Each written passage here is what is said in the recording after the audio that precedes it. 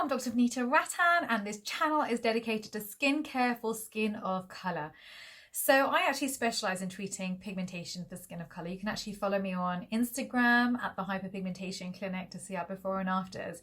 And I've been requested so many times to do a layering video for pigmentation for skin of colour using The Ordinary.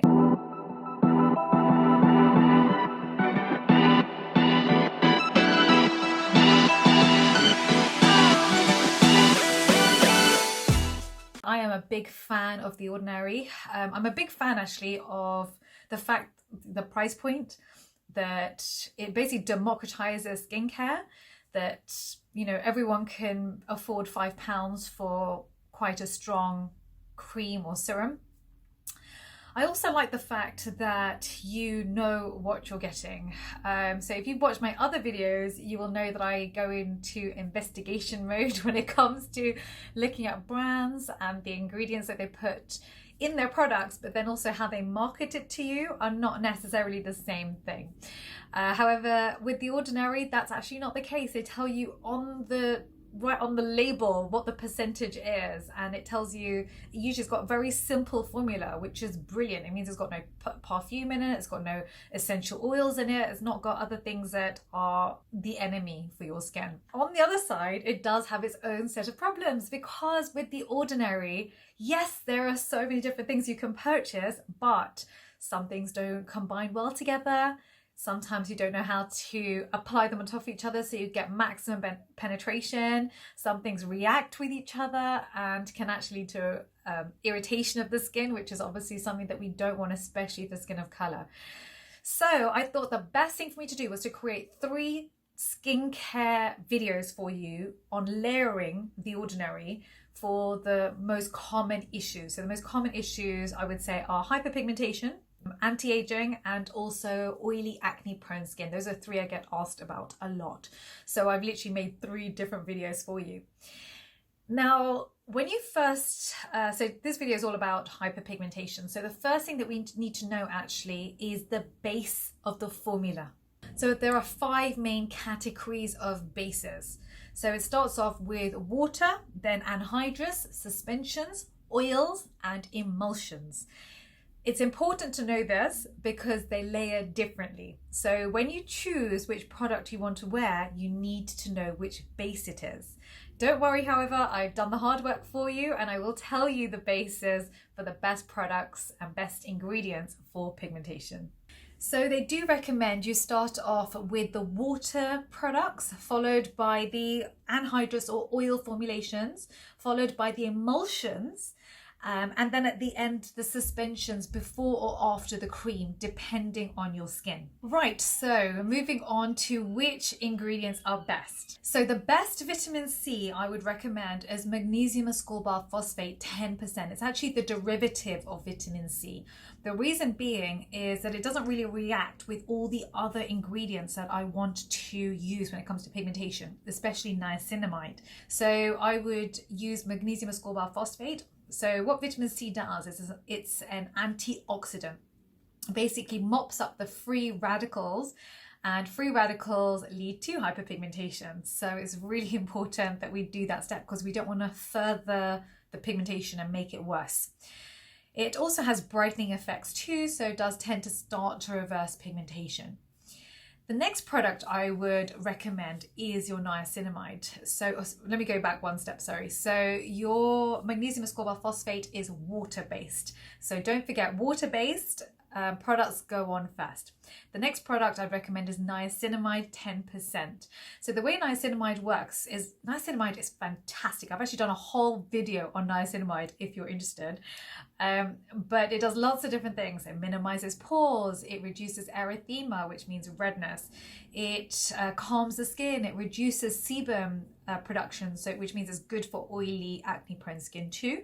It also reduces pigmentation because the way it works is, if you imagine the skin has got lots of layers. So it's got the top layer, the epidermis, and then the bottom layer, which is the dermis. In between the epidermis and dermis is a little cell that looks like an octopus.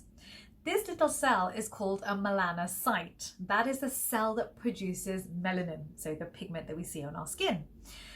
The way it works is that little parcels of melanin are sitting in this octopus-like melanocyte. These melanosomes, the parcels of melanin, then go into the cells above it, these skin cells called keratinocytes. These cells come to the surface and you see hyperpigmentation.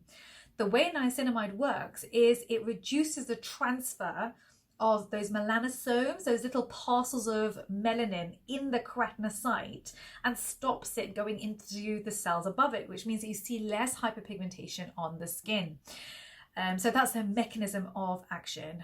So I would definitely recommend that if you have pigmentation. And again, niacinamide is a water-based product formulation with The Ordinary.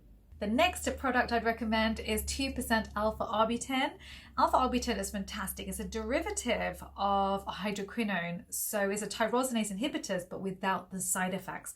I am not a fan of hydroquinone for skin of colour. I've actually created a whole book for you, and the link is down below, of ingredients that are good and not good for skin of colour, and you'll find hydroquinone is in there. The reason is hydroquinone can lead to rebound pigmentation, where pigmentation comes back worse after you've stopped using it. So it's a bit of a tricky one actually, because when you're on it you get great results and you think, oh, this is fantastic, and then you come off of it and you think, what just happened to my face? So I just rather you avoided hydroquinone. Alpha-arbutin, on the other hand, doesn't lead to rebound hyperpigmentation. It doesn't have the same side effects as non-irritating, and I would recommend it. So there's a 2% alpha-arbutin plus hyaluronic acid, and again, it's a water-based solution. That's important to know because water products go on first. The next product that I would recommend is the 5% Gran-Active Retinoid. I wonder if I've got it here for you. Yeah, here we go. So I've actually got it here for you. This is brilliant. Vitamin A is very good because the way it works is it increases cell turnover. And that means those cells that come from the basal layer, you know, between the epidermis and the dermis, that's where the new cells, skin cells spawn basically, and they slowly come to the surface. If you increase that rate of cell cycle, so those cells come to the surface faster, there's actually less time for melanin to seep from that octopus-like melanocyte into the cells around it. And that means, again, you see less pigmentation on the skin. So that's the mechanism of action of vitamin A. However, not all vitamin A's suit skin of colour. So if you want to learn more about vitamin A, please do go and watch my vitamin A video, which ones are good and which ones you should avoid for skin of colour. Gran-Active Retinoid is fine. And if you use retinol from The Ordinary, I would say the maximum should be 0.2%. The reason I say this, and a lot of people are going to be fine on 0.5% or 1%, is because I want 0% burns in skin of colour. For me, it's unacceptable to have 10% burns in skin of colour because it can lead to pigmentation. With Caucasian skin, you can burn the skin and it will be absolutely fine. With us, when we burn, we pigment. Whether it's one bite, one scratch, one burn, we get hyperpigmentation.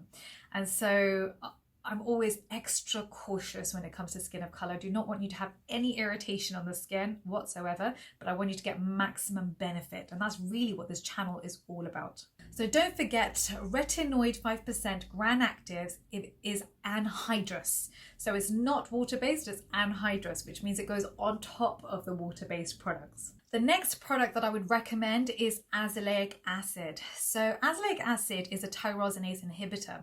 The way this works is it slows down the rate of melanin production. Blah, blah, blah. All my words just came out wrong. It slows down the rate of melanin production.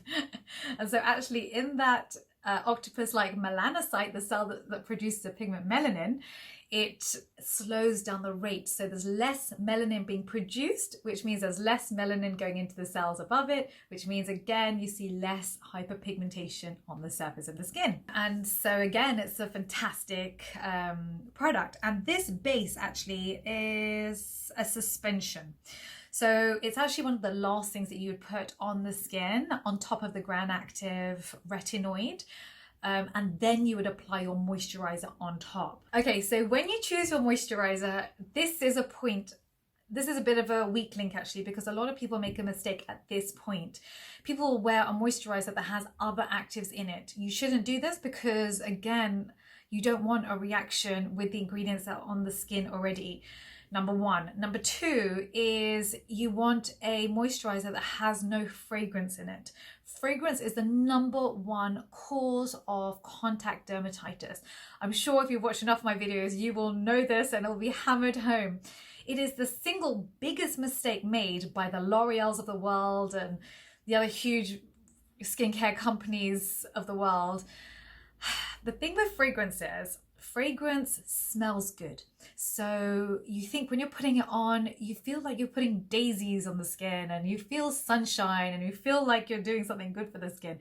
But actually you're creating a bushfire on your skin, because what you're doing is you're igniting a chain reaction and inflammation taking place in the skin that you can't even see. And what can actually happen over a long period of time is, at the beginning you may not notice anything. After a few years, however, you're suddenly reacting to the cream that you've been wearing your whole life and you think it can't be that cream. But it is, because contact dermatitis, you become sensitized over a longer period of time. And so years later, you can become allergic to that particular product. In addition, it's a co-sensitizer. So you can actually become allergic to other ingredients in that product that you weren't allergic to before. So it's just, save your skin and just avoid fragrance, trust me. So the moisturizers that I always recommend are CeraVe, which is basically, it's got ceramides in it, which is great for restoring the barrier, your skin barrier. It's great for hydration. It's got no fragrance. And the one that I wear basically every night and is now basically completely empty is Cetraban. So the reason I love Cetraban is I actually find it fattier, which is important because if I have the air conditioning on, for example, your skin becomes dehydrated overnight. And this, I feel, is not as fatty. It doesn't keep my skin as hydrated as Cetraban. But, you know, listen to your skin and do what's best for your skin. However, both have no fragrance and I recommend both. Okay, so let me recap that for you. Your nighttime routine is where all your actives take place. You never wear your actives during the day, especially for skin of color, because we don't want UV hitting the skin and breaking down ingredients on the skin, leading to thermal energy on the skin, especially if you are prone to hyperpigmentation. Just like all forms of energy can trigger pigmentation, when you're cooking, heat can trigger pigmentation, UV can trigger pigmentation, blue light can trigger pigmentation, we certainly don't want thermal energy triggering pigmentation. So that's my number one thing. So in the morning, what I would say is wash your face, double wash your face, so double cleanse. The reason being that you want to remove all the oils from the night before and all the actives from the night before, along with any dirt. So you do this first thing in the morning, followed by your moisturizer. So the one I would wear is Cetraban, followed by your sunblock. Now I've got a whole video on sunblock, but for hyperpigmentation and skin of color, I would recommend a physical sunscreen, not a chemical sunscreen. Again, the reason being that you want to reflect the light of the skin. You do not want chemicals on the skin where UV hits and breaks the bonds apart on your skin. So go with a physical sunscreen. The one I like is Color Science. It's literally the one I'm wearing right now. It's the one I wear in a lot of my videos. But I've actually done a whole video on my top 3 physical sunscreens for skin of color, so you can have a look at that. And then you would top up your sunblock throughout the day. I've actually made another video on how I top up throughout the day, even when I'm wearing makeup, and you know, it's fine.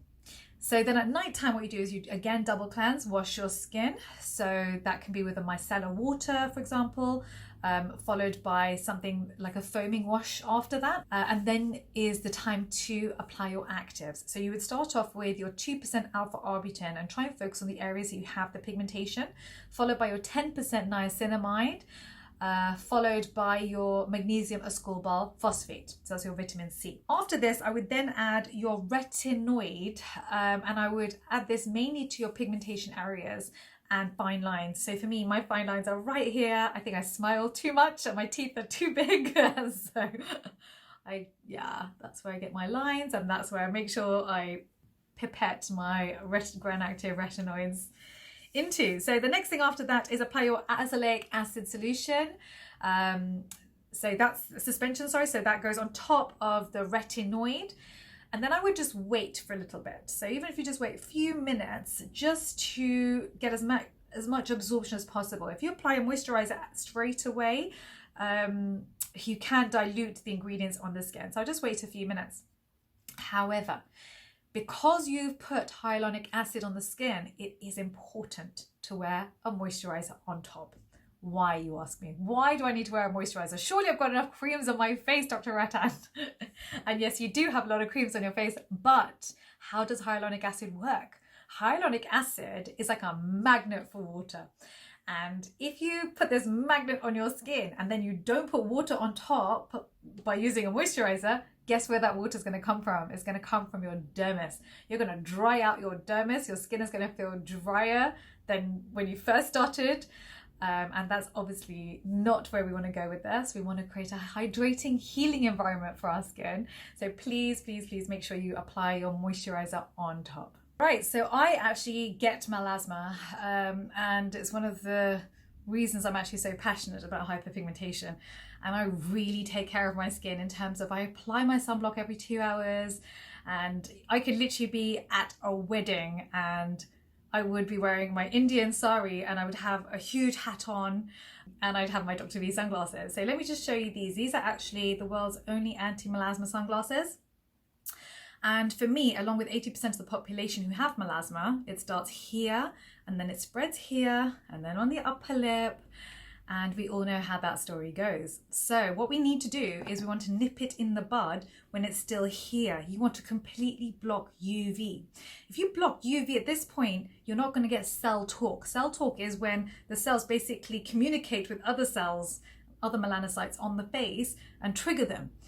And then you're left with that nightmare situation where it's just spreading like wildfire across the face, which is what we don't want. So what this basically does is a physical shield that I know if I'm driving or if I'm walking, I can just wear them and I know this area where I get melasma is basically completely covered. And I just feel secure. Because the problem with sunblock is, as great as it is, you actually don't know when it runs out. There's no alarm bell that goes off that tells you you're exposed, reapply. And so there are going to be hours of the day that you're exposed. And we all know if you have pigmentation within 5 minutes of direct sunlight, pigmentation can become worse. And so that's why I feel like if you're going to be out and you're on holiday or you're walking or you're driving, it's worth purchasing a pair of Dr. V sunglasses. Again, I'll put the link down below for you. Yeah, I've also made a free guide for you on skincare for skin of colour, so please make sure you download that. I've also made a number of different layering videos for The Ordinary for anti-aging, acne, oily prone skin. Also, the contraindications, the best ingredients from The Ordinary, the ingredients you should avoid in the skin of colour from The Ordinary. I've literally just made you about 7 different videos on The Ordinary. But if there are any other questions you have on The Ordinary, please can you write them down below. If I'm doing a good job for you and this is actually the content that you want to see and you're finding this helpful, please can you just write the word yes for me, just so that I know I'm on the right track. And if there are any other brands you want me to investigate and look at the ingredients and tell you whether the marketing is accurate or maybe not so accurate, please can you write it down below and which country you're from too, so that I know to definitely do that for you too. Thank you very much for listening.